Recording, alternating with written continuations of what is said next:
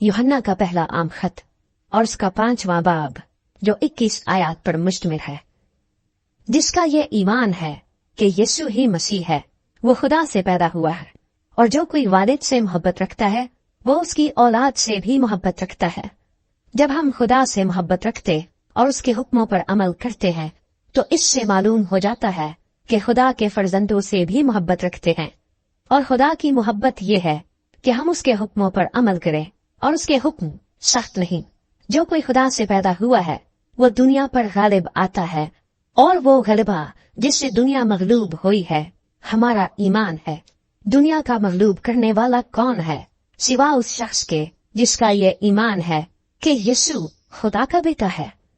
यही है वो जो पानी और खून के वसीले से आया था, यानी यीशु मसीह। वो न फकत पानी के वसीले से बल्कि पानी और खून दोनों के वसीले से आया था। और जो गवाही देता है वो रूह है, क्योंकि रूह सच्चाई है।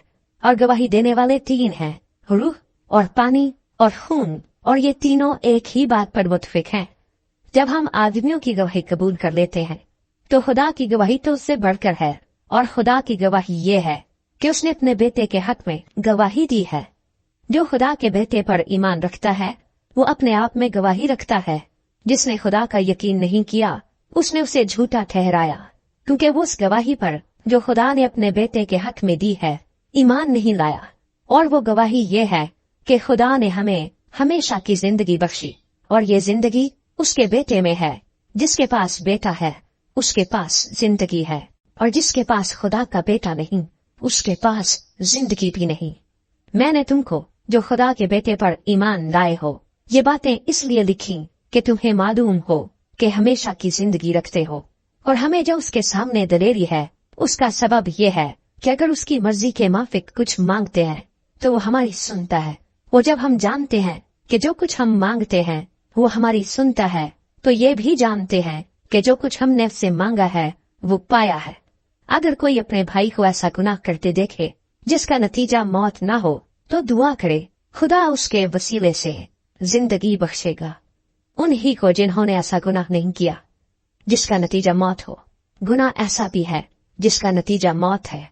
इसकी बाबत दुआ करने को मैं नहीं कहता, है तो हर तरह की नाराजगी गुनाह, मगर ऐसा गुनाह भी है जिसका नतीजा मौत नहीं।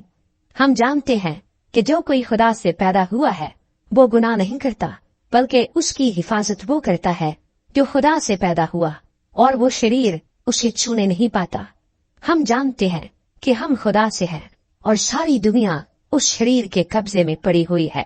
और ये भी जानते हैं कि खुदा का बेटा आ गया है और उसने हमें समझ बख्शी है ताकि उसको जो हकीकी है जाने, और हम उसमें जो हकीकी है यानी उसके बेटे यीशु मसीह में है।